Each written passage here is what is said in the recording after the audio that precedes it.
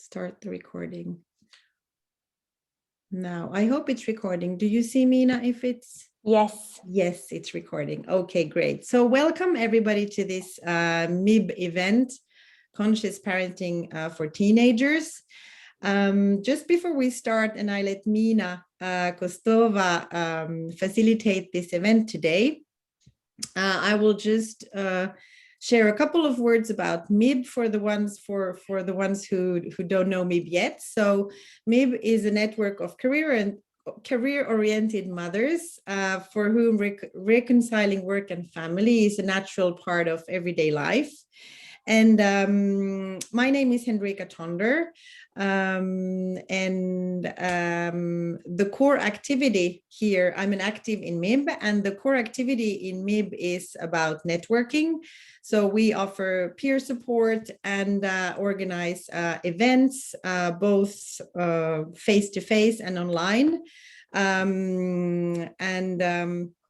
We organize company visits, training session and workshops, and also participate in creating impact for creating a society where equality and diversity and inclusion is part of everyday life and normality. And today, our presenter and facilitator today is Mina Kostova. Welcome, Mina. The subject of today is conscious parenting for teenagers, and Mina is from Bulgaria.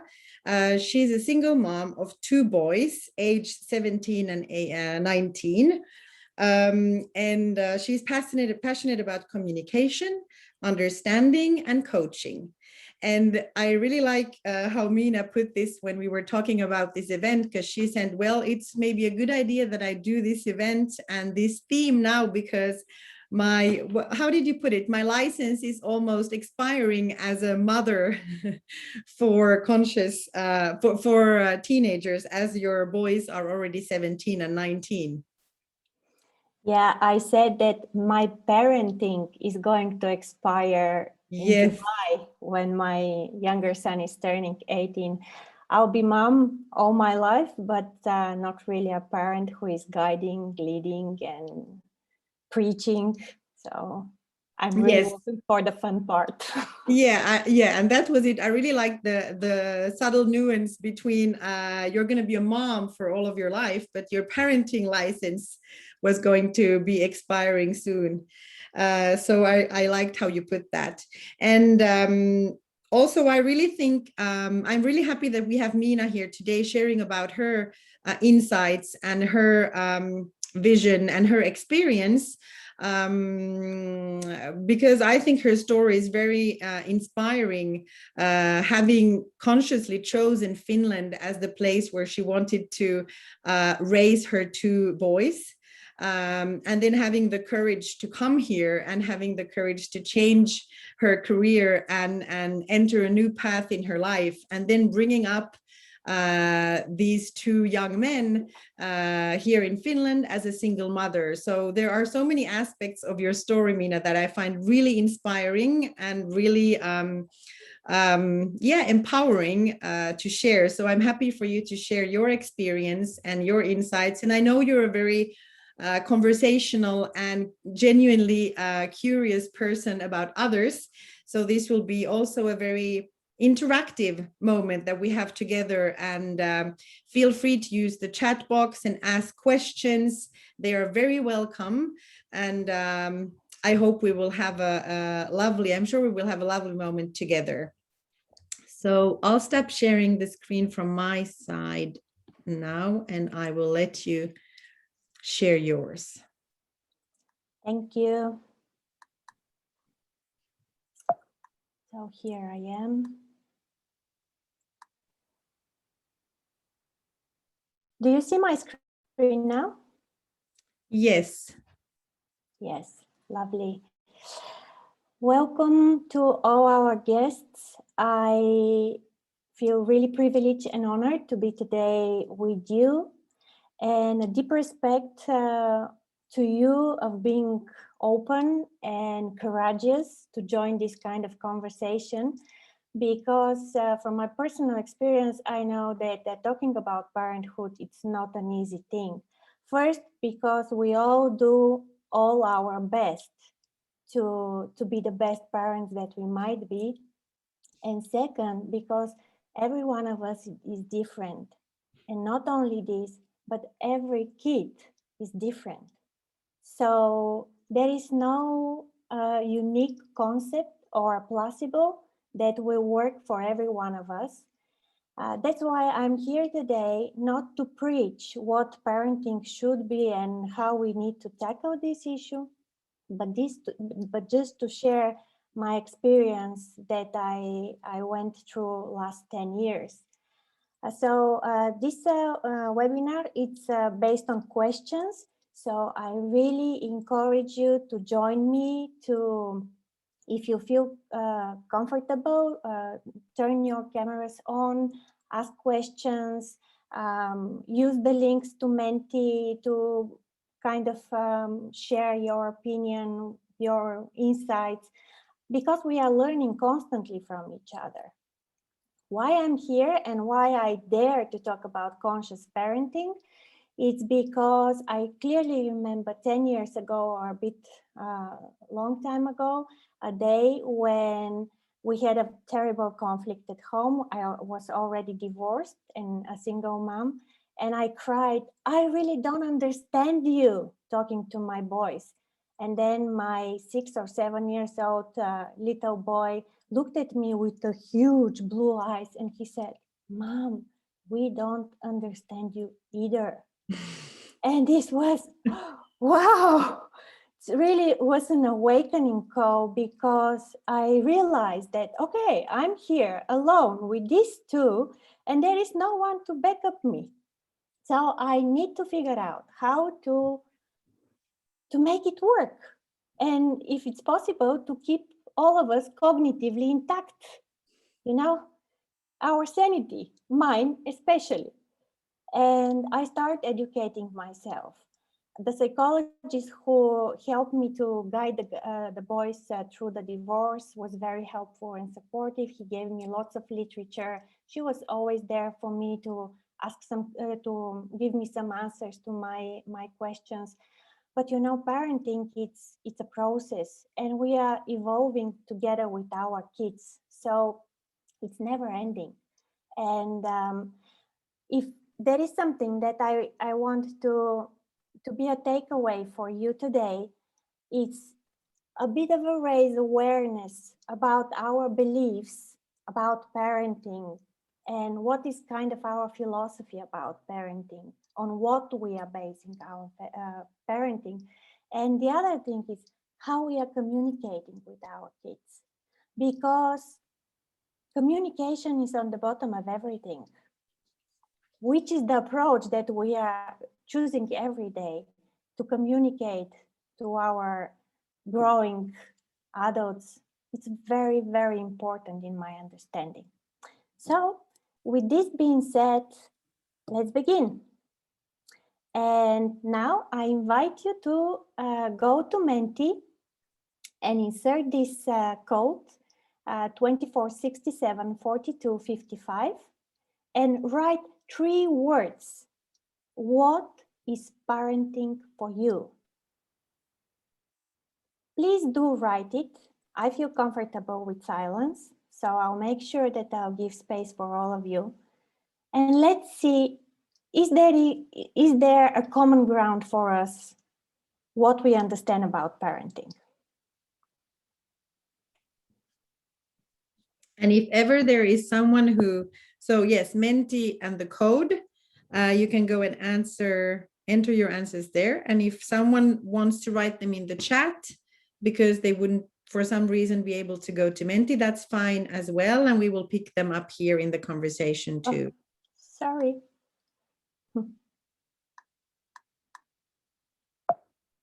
So we have here hard work, unconditional love, frustration.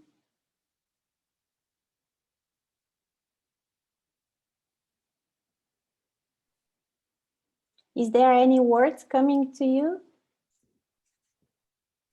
Henrika? In the chat, there are not. I just...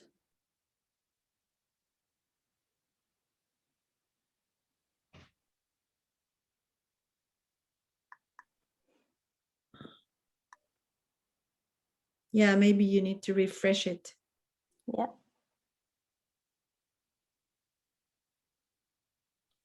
Wow, look at this. Thank you. Thank you. Thank you for your participation. Love. Yes. Caring, continuous change, support individual, being a rock, hard work, unconditional love, rewarding, support, teaching, frustration, empowerment, exhausting, understanding. Lovely. Thank you so much for sharing your thoughts. And in the chat, we also have lifelong commitment. Life, love, exactly.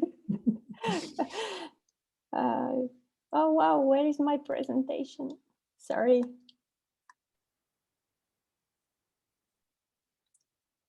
Would you excuse me, ladies, for a moment? Yes, no problem. Probably I closed, I got excited and closed the window. No problem. Just a second. Yes, and it is interesting to see when it comes to parenting, the way you just said in the beginning, how it's already always so different for everyone. Yes. And there is really no one truth. If there's one subject that there's really no one truth about, is this, I think. Yeah, and starting from there, that there is no brain alike. It makes it clear why it's like that. Yeah. You know, we are so different as personalities, every one of us. So I think I manage here. There is something with my connection. Do you manage to get it back? Can you see my screen now? No. Okay. Now I think it's coming. Yes, there was something wrong with my connection. Obviously, yeah. Obviously, it's not so easy to make the transition between the Menti and the Canva. Yeah, so I'm not going to use Menti anymore. And do you see my screen now? Yeah, we see the screen. Yes. Okay. Now you're back. Lovely. Thank you for your patience. And there is also Carolina here saying that she has 4 boys, 16, 14, 12, and 9. And based on parenting them, she can definitely agree that there's no one formula for parenting. Absolutely. Yeah. I remember actually one advice that our pediatrician gave me when my kids were small. She told me, never compare them with each other. Never. And never even dare to think to compare them with girls. Yes. So, yeah, but with this being said, we obviously have a common ground, sharing some ideas. I want to share what is my parental philosophy. Starting my journey and just figuring out, couldn't really find anything from my upbringing because my generation, and most probably all the ladies here, wasn't so focused on the kids because our parents were super busy and you know how it was. So my philosophy, my parental philosophy, it's based on this. As a parent, I have 2 obligations towards my kids. First, to give them roots, so to know where home is. And second, to give them wings to fly wherever they want. And if you think about, this might sound a bit fluffy, a bit spiritual, but if you think deeply into this, actually it brings everything and makes it clear.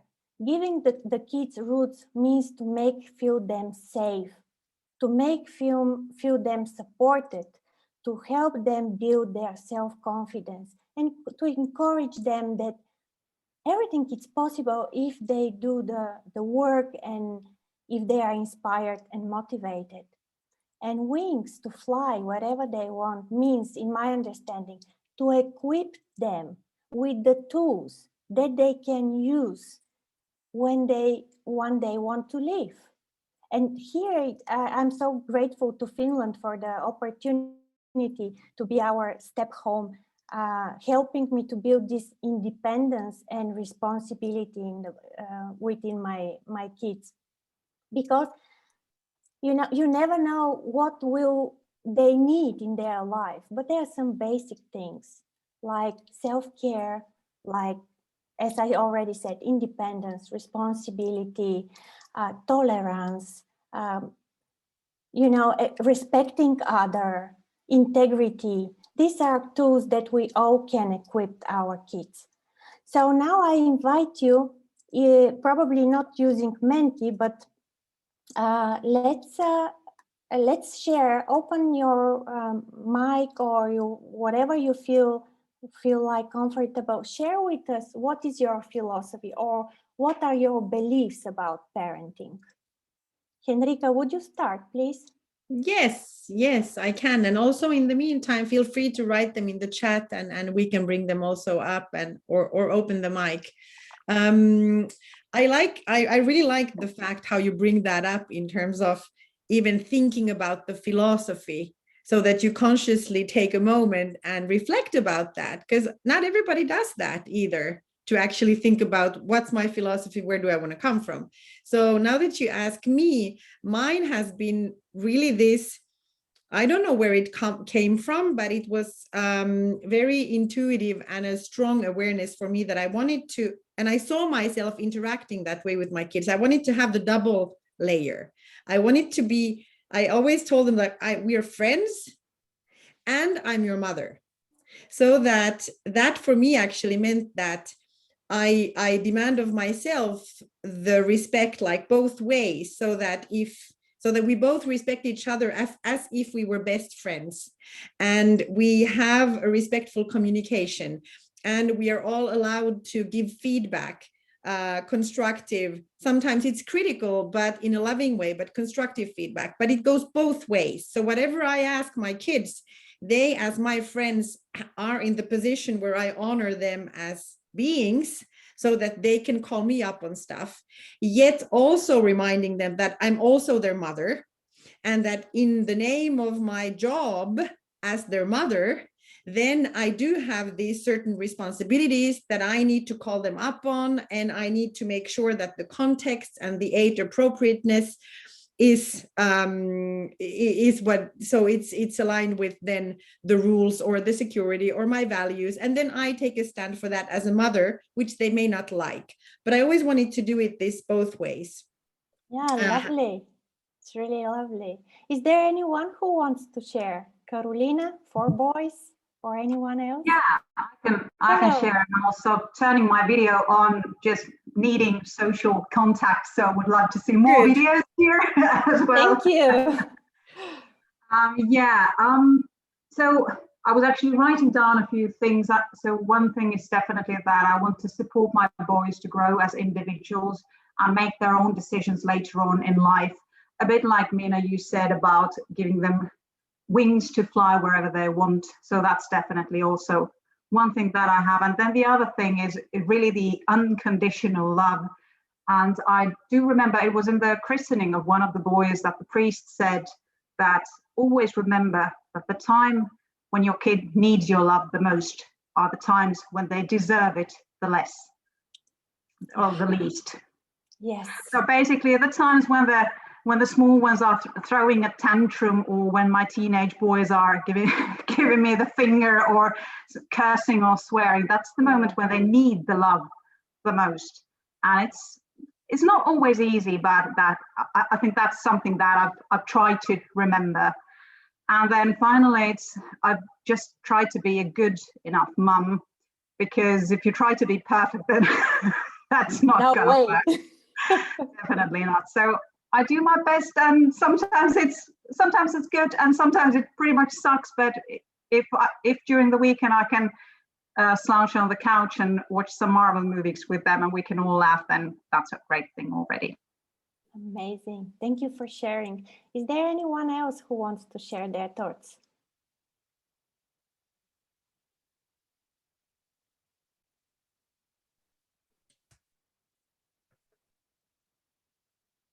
Yes, it's okay if you don't feel like. We'll move on. So I want to share the best advice I got during the years. The first one was when the child comes open for learning, not teaching. This is a very tough one, isn't it? Because we always assume that we are in the power position, we are the one that know everything, and we are supposed to do the job. But if you think about what our kids taught us, they taught us patience on the first place and so many other things. I usually say that my eldest son is my biggest teacher in life generally. So I'm really curious afterwards to hear from you what you've learned from your kids. The next one is a parent always should be at least a step ahead of the kids. And this is especially true in the teenage years, because so many things are happening that we are, if not prepared a bit in advance, they might be really shocking. Think about first fight, first time going to a party and getting drunk, first time having sex, first time going abroad without us, first time, so many first times. And if we are not ready to kind of guide or lead the kids and we are left behind, it brings a lot of frustration and devastation. And the third one, which is actually my spiritual guidance, and it's very, very difficult to achieve, but it's a process. Just become the person you want your kids to be, and no more parenting is needed. It's a really challenging one. But if you think about, our kids are following our example. They learn what we are showing to them. It's very difficult to tell them, tidy your room and all the house to be untidy, or to tell them, don't drink and we are drinking, or not smoke and we are smoking. So it's in my understanding, it's like with everything that we are trying to guide them or to lead them in life. So please tell me, what do you think about these advices? How do you feel about them? I really love them. Thank you for sharing that, and the fact that you shared the advice you got. I find it interesting to see them this way here. And yes, for example, when it something that I noticed was really empowering for me to ask them also was that I've had these meetings throughout the years. I also have 3 boys, by the way, 15, 13, and 11.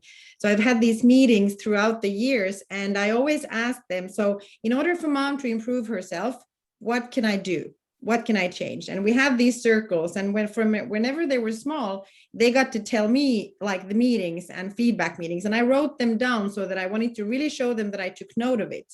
And it was funny then, because the smaller ones learned. And then I always said, okay, thank you for the feedback, and I'll go work on that. And then I made sure that where sometimes he was like, I want you to scream less, or, don't speak so loudly when you get angry or whatever. And then I had to work on those things. And so I made it a game, so that I also showed them that I'm really curiously interested, genuinely, to improve myself. And now it's really rewarding to see years later, having boys like just turned 15, even if the personality is very intense and they're bigger than me and they're like all of that aspect, but still that mentality has somehow been woven into them, so that they see the value of feedback and they see the value of someone actually wanting to improve themselves. So I like that. It's amazing. It's really amazing to giving and making space for them to do so. Annie, Carolina, would you like to share? I love especially the last advice, become the person you want your kids to be. And I would say, of course, I'm not yet that, but that's something I have never thought about it as a philosophy, but it's something I've been applying. And as well, I try to have these conversations with my kids. And for example, one thing for me it was I shout. I'm Latin, so I shout when I'm angry. And yeah, we had this conversation about what each of us in the house would be doing. You know, my husband and the kids, whose responsibilities and what things should change. And the first thing they said is, stop shouting. Stop shouting. And I've been doing it. I even started like a calendar, so checking every day if I shouted or not, and that has helped me. It still sometimes happens, but I've noticed it has gone, you know, once in a month maybe. Yeah. So yeah, I think you know, it's good to have this conversation with them. And of course you are the mom at the end of the day, but yeah, you need to hear them, talk to them. I always talk about everything very open with them. Like I've told them already, the day they want to get drunk, come and we will drink together. No, and they will get drunk at home. And I explain them the risks, for example, about doing it in the street. What happens? Their friends won't take care of them or something like that. Yeah. So I try not to make taboos and make them feel that they can come with any topic to me. So yeah. Building trust. Yeah, exactly. Incredible. Yes. Yeah. Yeah. By the way, I also have 2 boys, 9 and 15. Yeah, I'm curious if we have moms with girls here. Yeah, Please share, ladies. please share in the comments, and in the chat there are also comments here. People, Carolina is saying that she loves the 3rd point. Taking time for yourself, doing stuff you love is not just time for yourself, but setting an example for them. Yes. And then Jenny also says that she thinks these are great ones. And the second one has taught her to, taught me a lot, as my son, not yet a teenager, is so smart and finds every loophole is left open. And Livia, all the way from Brazil, comments here, as a mom, I enjoy the most to learn from other moms' experiences instead of books or experts, real world experience, expertise. So thank you for sharing. So she appreciates that, our favorite advices. And I agree with the power of being a model and at the same time planning to let her boys also learn. She also has boys, apparently, that I'm not perfect and ready either. So she's just trying, and hopefully they can take her example, but also have empathy that nobody is perfect. Yeah. Jenny has a girl, teenage girl. Wow, Jenny, we really want to hear from you. If you feel like. Add something to my comment about the 3rd point. So for me, I've heard that advice before and it really resonates me. For me, it doesn't mean that I'm trying to like be on model behavior or anything like that. But the thing is that I've always been really passionate about my career. I'm an endurance athlete and I'm also a professional musician by my other education. So I've spent really like years and years studying and pursuing my hobbies. And then I felt kind of bad, like, okay, mom is going out now for a 3-hour run. I hope you take care. Bye, see you later. But then it's also about that I am showing them that, hey, I really love sports. This is my thing. Or that I'm now going to go to the basement and then I'm going to play the guitar for 2 hours and you can knock and you wait for the end of the song and then I'll talk to you. And it's so all of that is also about setting an example. And I think one of the greatest things was that when my 11-year-old boy was then 11, he had a friend over and I was practicing some stuff on guitar.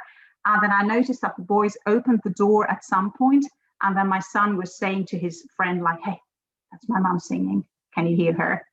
And then he was like later on saying like, yeah, my friend thought that we had the radio on. And at that point, it was like, oh, thank you, honey. So what I'm here also is that you are setting firm boundaries and making space for yourself, which actually it's another topic. It takes another 1 hour to discuss about it. I just want to share a very funny example because I heard you saying about your hobbies. I practice yoga in the morning, and last year in spring I set the direction that we are locked down, but we learn to do self-care. And I'm every morning here on my mat doing the yoga, and they slowly start doing their workouts. And one morning I saw that my eldest one is moving around. He did something and then went away. And later the day he said, Mom, you know, this morning I was lazy, but when I saw you laying down as a ran over dog, I was inspired to do my workout. I was like, okay, run over dog. It's not exactly what I think I look like when I do my practice, but yeah, this is something that you never know how you look in their eyes, you know, how ridiculous you might be.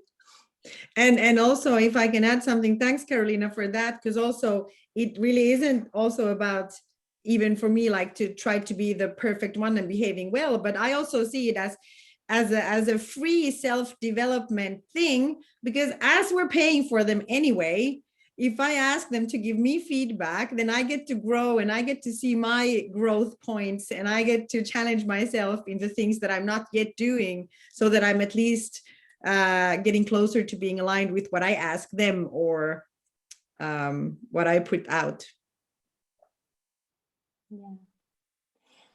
Yeah. Could you share, ladies, Jenny, especially if you feel like, what are your guiding as a parent, and what are the pieces of advice you got probably from your parents or your grandmoms or some friends, something that really, really was important for you?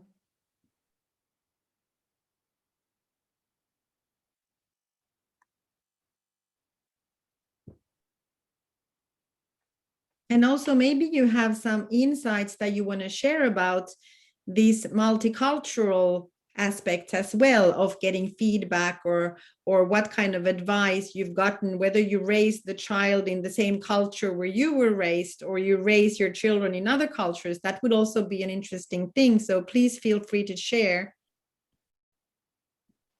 Yes. Did I understand correctly that Livia is from Brazil? Yes, Livia is from Brazil. She's actually also living in Finland, but she's a MiB active, and she's now in Brazil with her 2 sons, visiting her family for a longer while. So she's calling in from Brazil. Wow, amazing. Thank you for being here, Livia. Do you feel like sharing some cultural differences and some advices that you are both relevant in Brazil and Finland?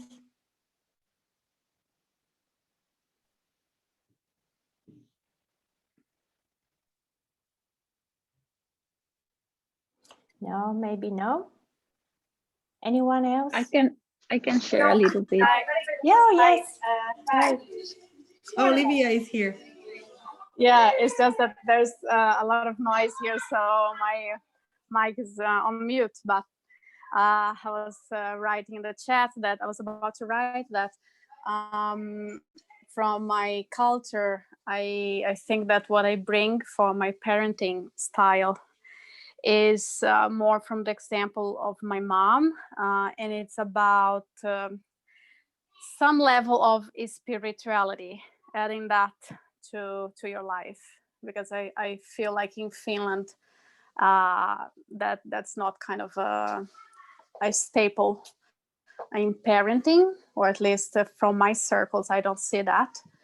And I think that when things get tough in life, that has been quite a big help for me, to have my mom with this kind of a strong spirituality and kind of a positive force, being always there for me. So I am gonna try to have a little bit of that culture, that side of my culture for my boys.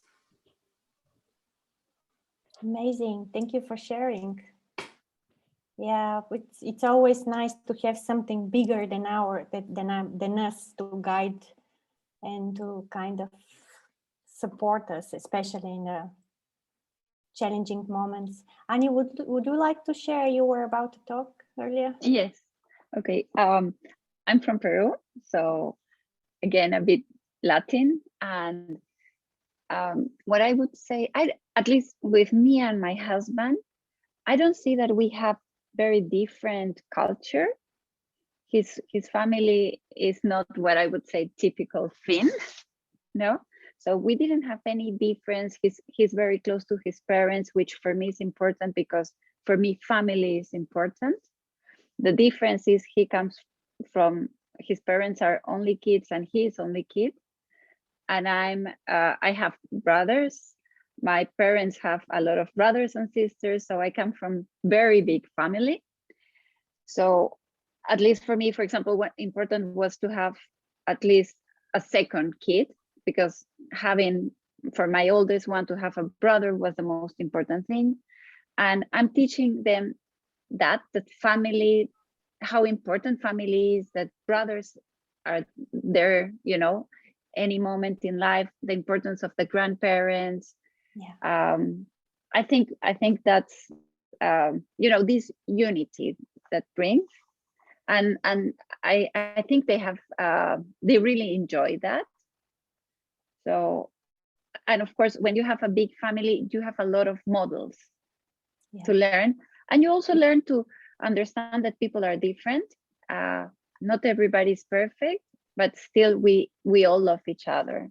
So yeah, I think that's, it's amazing. It sounds like teaching them values, what it means, family and respect to others and tolerance.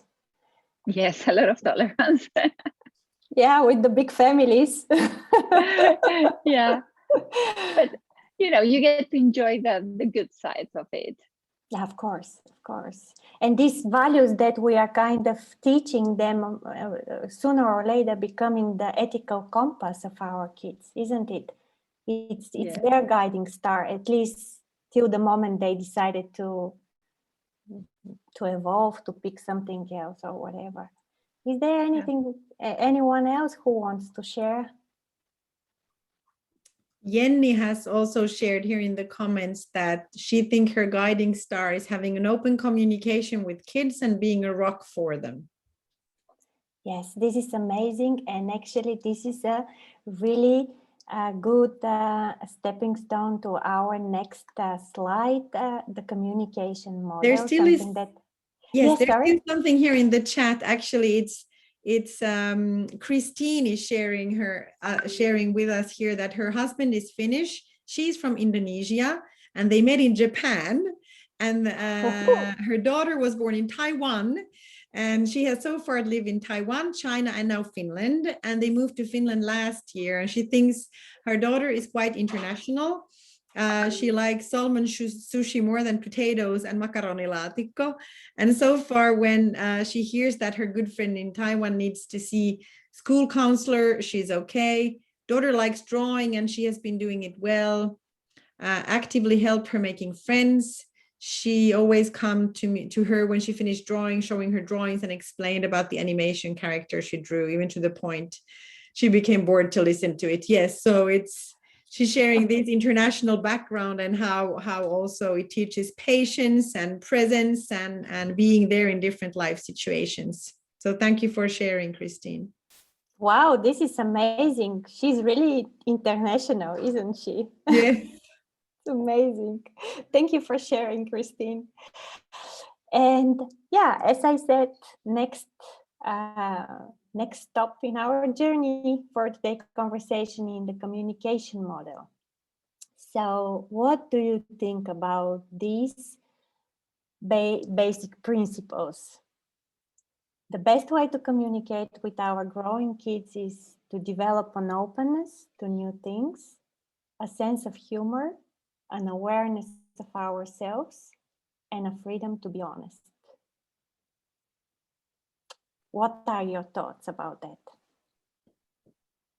Well, I love that you share a model about communication, because I always find it helpful.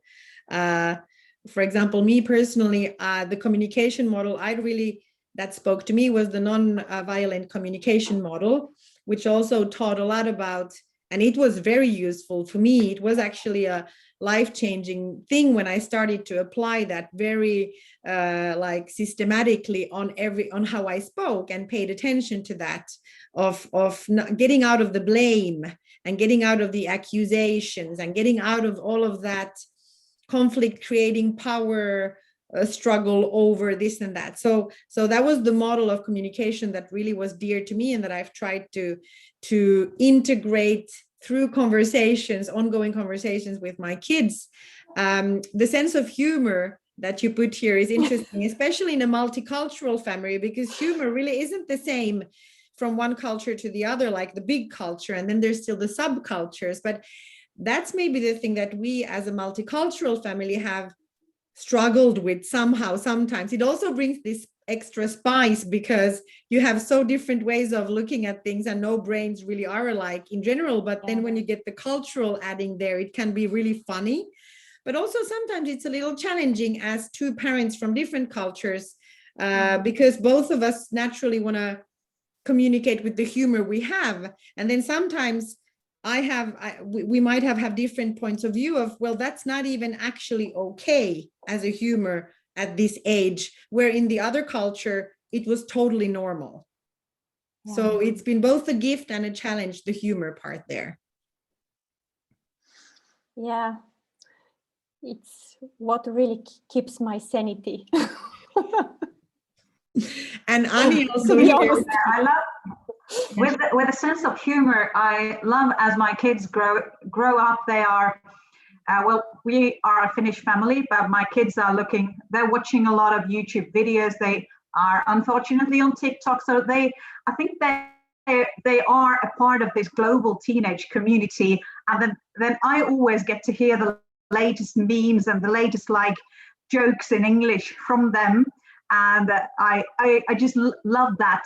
And the thing is that my 9-year-old, even though he hasn't started to, they just started to learn English at school, he's already fully fluent in English. We are actually having our conversations in English just for the fun of it. And he's making bilingual jokes. And I'm delighted of that.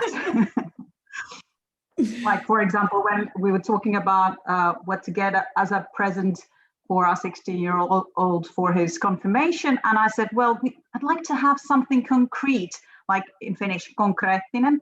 And then my son was saying yeah, Mom, you should buy him a house because that's concrete. And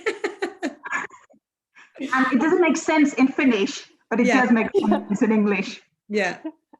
I think one also important thing about the communication is that the way that I've been brought up was that my mum always watched TV with us and advertisements. And growing up in Finland in the 80s and 90s, there was a lot of sexism in the ads. I mean, we had these women with big boobs, panutyttö, advertising paint with a bikini that looked like it was about to fall off. And there were all these really old values and attitudes. And my mom used to always pause the ads and say hey, what's the value? What's the attitude behind that? Why are they doing like that? And we were always Mom, why are you doing that? And we just watch it. Can we please not have a reflective conversation over this? But that's also something that I'm trying to have with my kids.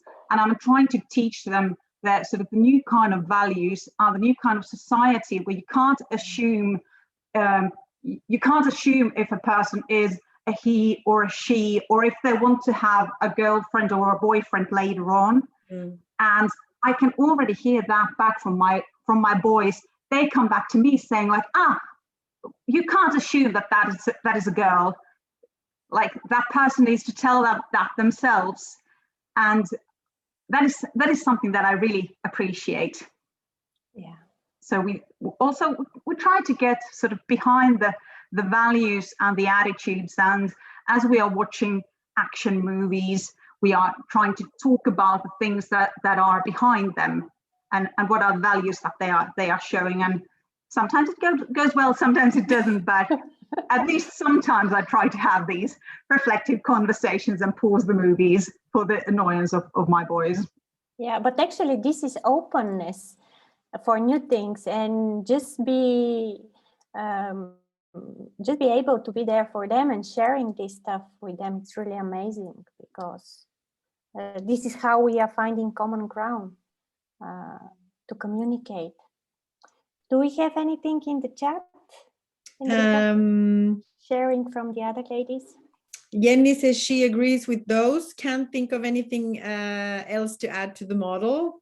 And Annie just wrote that she had to leave, as she told us, but she thanked for the content, and thank you for an interesting chat. Also appreciating the conversation that is going on. Amazing. So then we'll go how to apply the communication model. And actually, just to clarify, this is also based on non-violent communication. So it really resonates what you said, because empathy and compassion are deeply incorporated in these 4 principles. So how do I apply this? I call it parenting flow. It's based on Csikszentmihalyi flow, the concept of flow. Probably you've heard about it, but this is about parenting. So we have 5C, as a business model, kind of the model of 5C. And, communication is deeply incorporated in these 5C. Without an effective communication, none of these 5C would work. So basically, I'll go briefly one by one. Commitment, it's from both sides. From my side, giving the example, but also from their side. This is how we build trust. We are committed to our family. We know what our family means.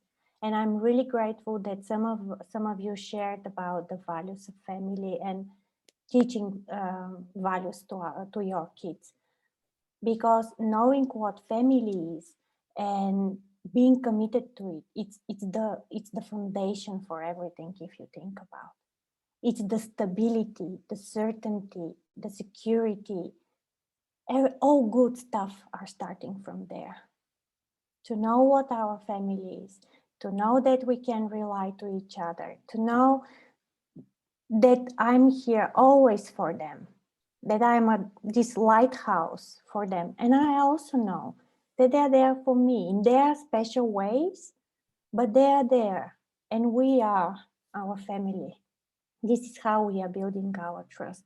This is actually what helped me to navigate in this really huge amount of uncertainty and kind of to protect my family. Being trustful and really committed to our family, both from my side and their side. Centering.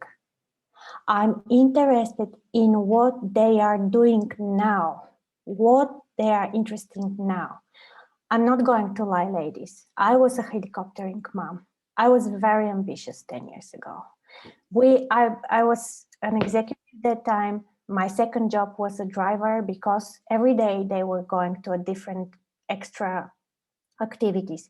There was swimming, football, skiing, drawing, hiking, you name it. We did all. Somewhere on the bottom, there was my hidden intention that if they are tired, they won't fight. Guess what? They always were fighting. I was dead, but they always were fighting. At one moment, because they were going to a private school, they were studying a lot.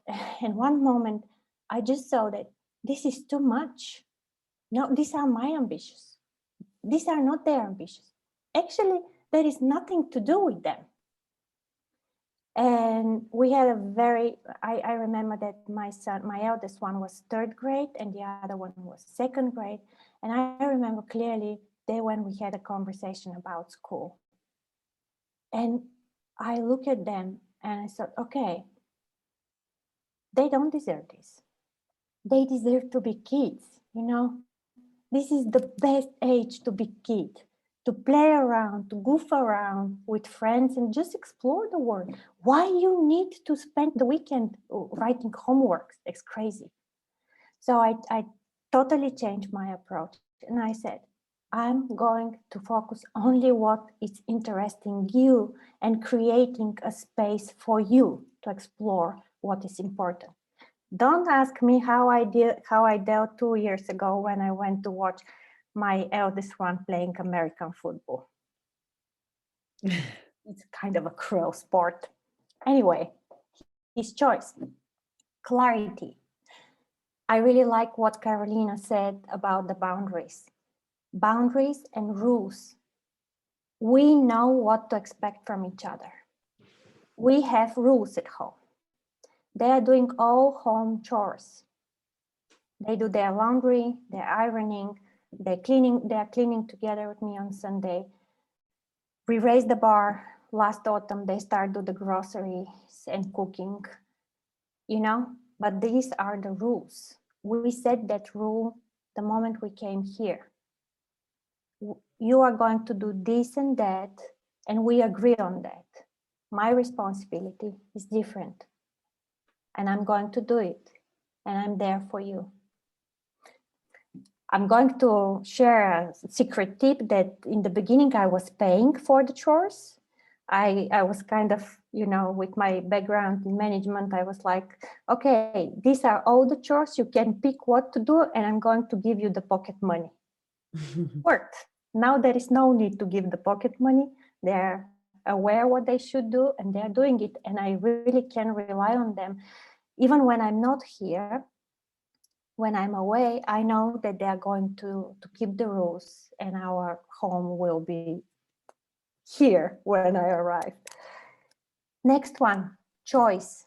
They have variety of possibilities, and they are choosing for themselves. And here I need to confess something, because I truly believe in choice.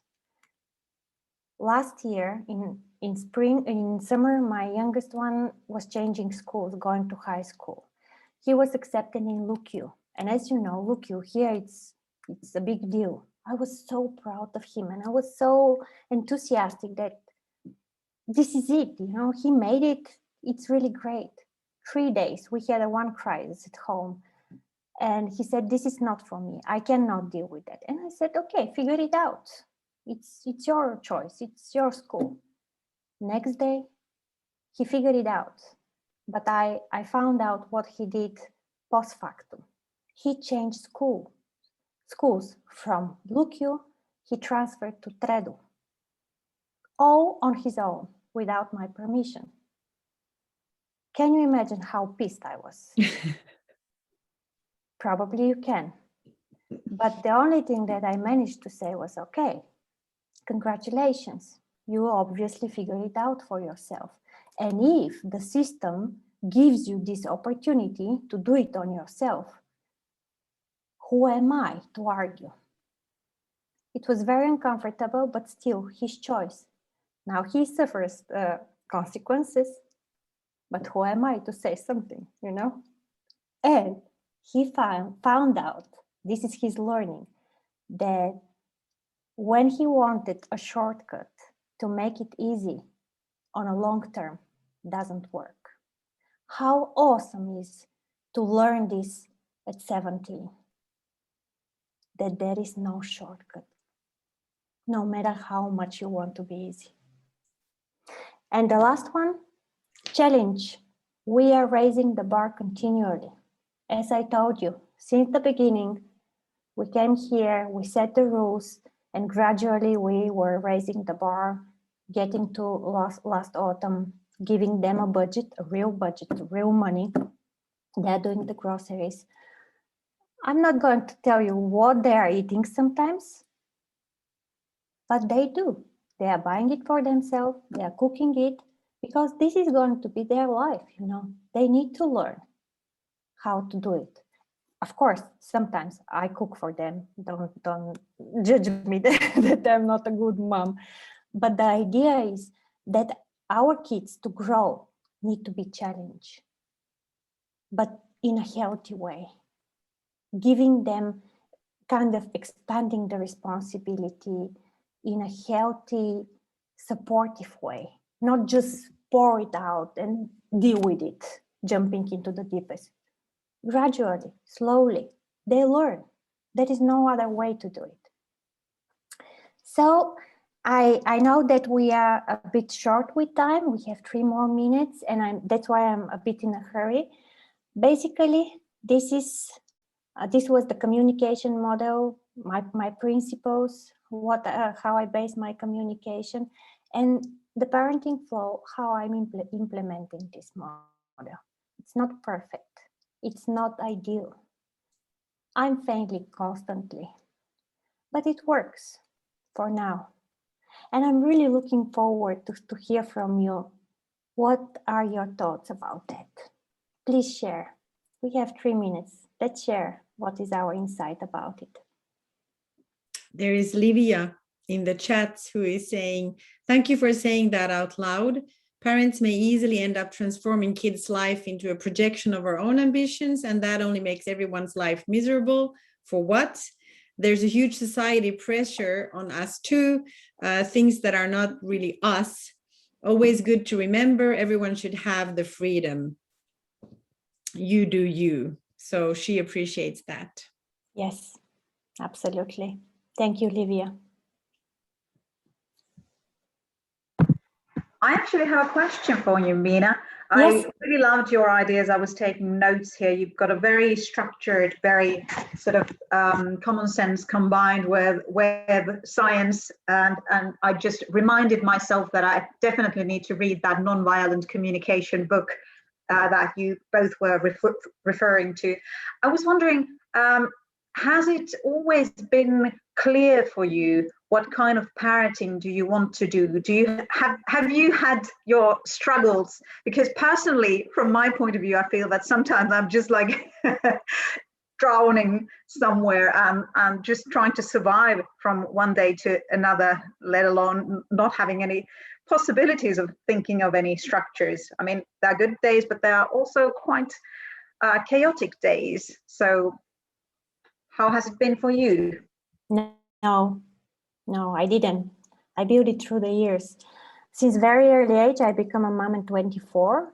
I just wanted to have kids. I wasn't really sure about the husband, but the kids, I really wanted to have kids. Didn't know that time what I'm going to do with them, but it was kind of something really important. And I was learning along with them, they taught me how to be a mom, and because of them, and because it was very difficult, and because I was alone, and everything was on my shoulders, not only emotionally but also financially and all the rest. And I just wanted to be a better mom, and I wasn't. Probably, I'm not going to lie, but 10 years definitely. 7-8 years later ago, I'm not sure. But because of them, I'm learning. Because of them, I did all the study, all the research. I was consulting some specialists. I really wanted to find out how to be a better mom. Because, every one of us can be the best possible version of ourselves. And now our kids deserve it, aren't they? And they really deserve to make us inspire to do the best for them and to be the best around them. Yeah, and I still learn. And I'm really proud and privileged to be a mom. And I think that being a parent, not only a mom, being a parent, it's a huge responsibility on the first place, but also a privilege. Because if you think about, we are bringing up the new humans, aren't we? this is the generation that at some point we are going all to rely on. And they deserve the best that we can give to them. Thank you, Mina, so much. I don't know, do we still have some question, or does somebody still want to say something? Because I really want to thank Mina for this amazing sharing and these amazing advices, which are super interesting, and it is very, very inspiring and empowering to hear you share your experiences, Mina. And as I told in the beginning, I've been struck by awe ever since I heard your story in the beginning of this mama lion who just decides and, you know, like changes plans in her life and decides to go somewhere where she follows her intuition and thinks this is the best place for me to bring up my kids. And so and being a mom, an international mom in Finland, for sure, like being a mom isn't easy. Being an international mom in another country and raising your kids alone, I'm like, high five, lady. And I really find your story inspiring. So I thank you very much for sharing it. Just to make a clarification, I had a partner for some time, short, but still, whether you have a partner or you don't have a partner, I still say high five, lady. This is great. And thank you for sharing your story. Everybody is really, they say, thank you, Mina. You have really thought this parenting thing out. Very good thoughts and ideas. Thank you, Mina. I loved your story and the learnings they got from it. Thank you for this session. So people are really appreciating what you shared. Also for me, there are other MiB International events in English in April coming up. I don't know if I still have the time to share the screen here. Maybe if we shift before we leave, I have a slide just with the upcoming events coming in April and May. Thank you. I'll just take it from here. Can you see my screen? Yes, so here we have the events in April. We have the language cafe where you can practice Finnish and other languages. There's a recruitment coffee for volunteers for me if you want to be part of that. Then there's learning to invest, saving money for your children, 25th. And there's growth mindset for parents with Melissa Georgiou, who's from Australia. Really interesting webinar as well. And in May, we have also other events. You can find these events. It's about motherhood and entrepreneurship. There's different workshops about conscious couples and multicultural relationships. There's a lot of stuff coming up. So you can find this info on MiB website, mib.fi/international, where you have the calendar. And thank you very much, everyone, for joining us today. And please join our next events. Thank you, Mina. It was a real joy and pleasure. And wishing you all a great evening and rest of the week. Thank you very much.